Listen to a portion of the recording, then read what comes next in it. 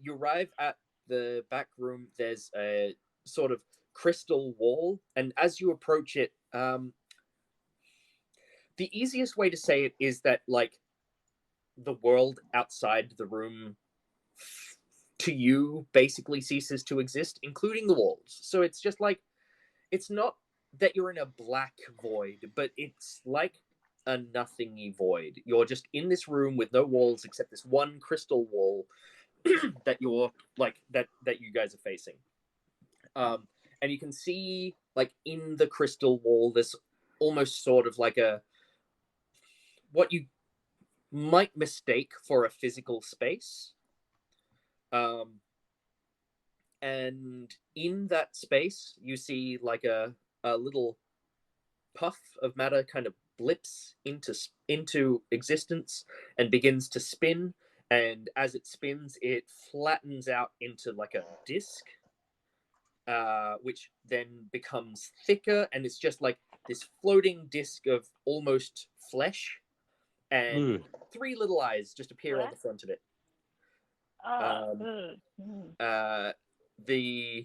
The eyes blink as it takes you in. The disc splits in two vertically, and then into three. So there are these three just floating discs of almost flesh with three little eyes on the front of each of them. They're all staring at you. It kind of the discs kind of wiggle in space for a moment, and they kind of compress at the front, kind of realize, like acknowledging, yep, no, I've done something wrong. I'm missing something. And two little arms appear beside, like floating on either side of the central disc, and then you see like one of the arms comes over and does this, but in front of just the three little eyes on the front of the central disc. And it's like, no, hang on. There's still something wrong here. This is really hard. I haven't done this in a while. Hang on. Right. Yes. And then two legs, all free floating beneath. Like the arms are free floating to the side of the discs. The legs are just free floating beneath the discs. And they begin to take you in. They're listening.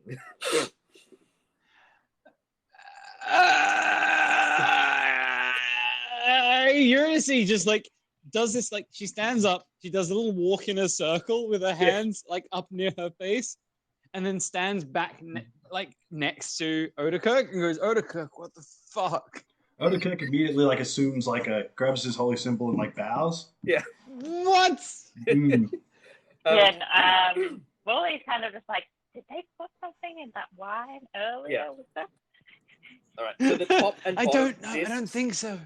Begin to spin in opposite directions from each other, and the sort of central column finally like becomes a bit of a blur. There's a sort of hue change to like a sort of greenish color, and it finally like takes on a more recognizable form as a sort of green humanoid form with some chunks of armor. I'm not gonna unrecognize the three floating discs of fucking flesh, Diaz. Yeah. Well, what you wanted me to not do biblically accurate angels? Come on.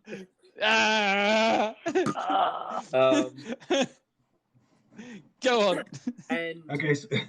Yeah, and so it steps almost through the crystal wall, but you can see it's almost an ethereal version of this more recognizable form at the end. And it kind of beholds you. And you hear almost this choral tone to it, where it's like, so tell me, why have you come?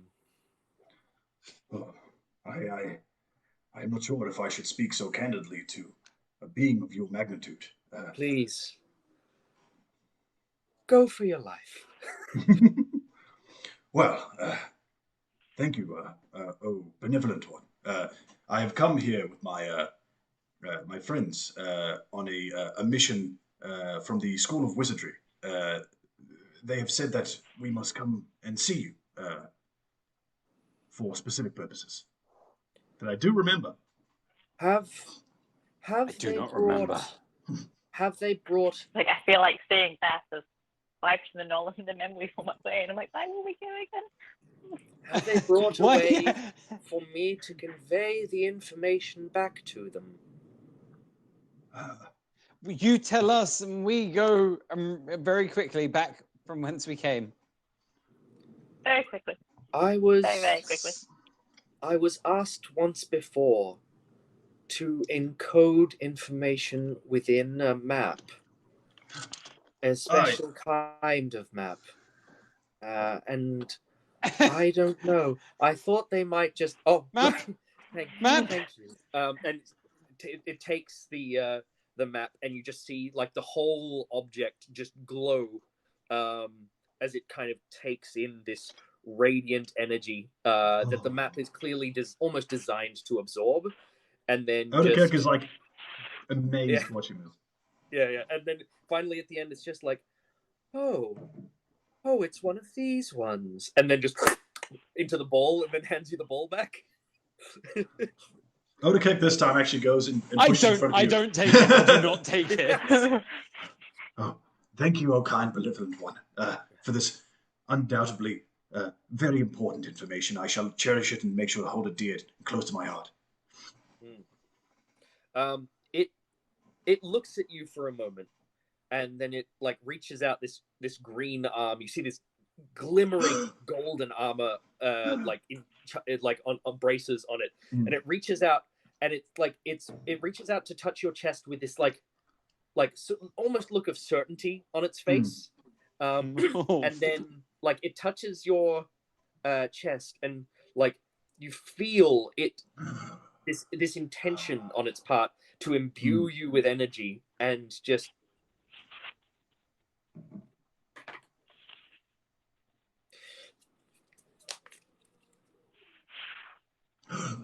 oh,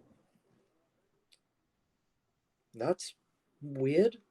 I'm used to okay, and it just like it gestures to your mace and asks you to kind of hold it up. You feel its desire to interact with the mace for a second.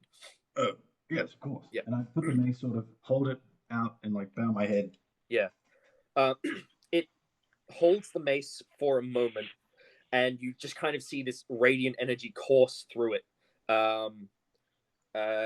And it hands it back to you. Yes, it hands it back to you. Call it a backup plan. I am unworthy of such a gift. The energy I feel coursing through this mace is divine. I think you'll find I think you'll find yourself quite worthy. And it looks at the map ball. It looks at the mace. It looks at you. It looks at Eurydice and Pyria and Turvan. I'm not looking. I'm not looking. Turvan's just standing there, just like.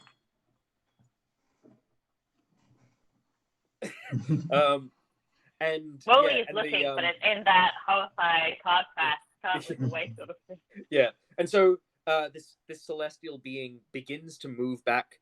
It looks back at you, and kind of like gestures like a long kind of benevolent goodbye, and then moves back through the crystal wall. And just as it gets back to the through the crystal wall, its wings disappear. It just back into the 3 floating discs with the limbs, and it's just like, oh shit.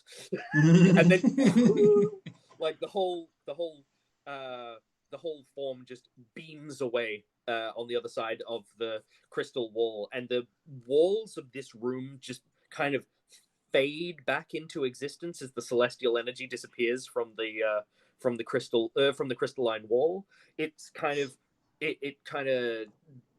the energy almost dries up, and the light from it disappears, and it's just like it's back to normal. This is what the temple normally looks like on a Tuesday. What does it look like?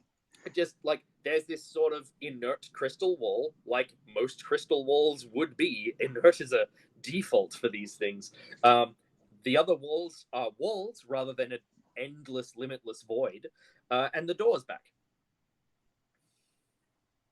Lord Brunheimer,